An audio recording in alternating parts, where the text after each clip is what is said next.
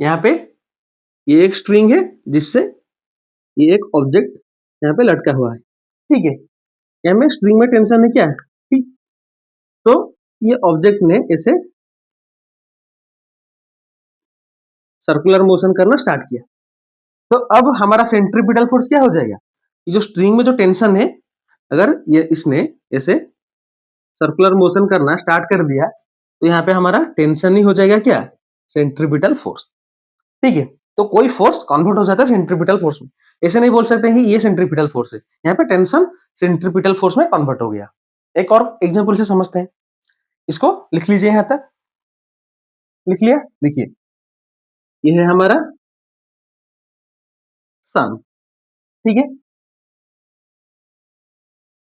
इसके चारों तरफ ये हमारा अर्थ है जो कि ऐसे सर्कुलर मोशन कर रहा है सन के चारों तरफ।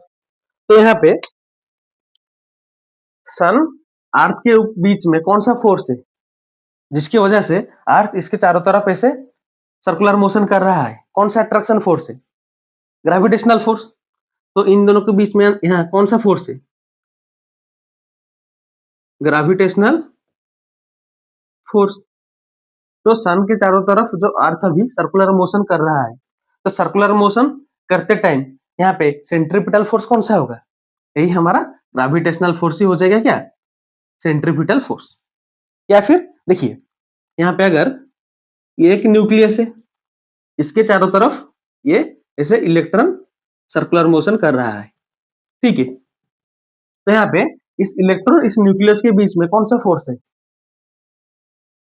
Electrostatic attraction. यहाँ पे हमारा इलेक्ट्रोस्टैटिक अट्रैक्शन ही हो जाएगा क्या, सेंट्रीपिटल फोर्स, ठीक है। यहाँ पे टेंशन हो गया सेंट्रीपिटल फोर्स, यहाँ पे ग्रेविटेशनल फोर्स हो गया सेंट्रीपिटल फोर्स, यहाँ पे इलेक्ट्रोस्टैटिक अट्रैक्शन हो गया सेंट्रीपिटल फोर्स। तो कोई भी फोर्स सेंट्रीपिटल फोर्स में कन्वर्ट हो जाता है, लेकिन सेंट्रीपिटल फोर्स एक रियल फोर्स है, एक इमेजिनरी फोर्स नहीं है, ठीक है। तो ये याद रखिएगा।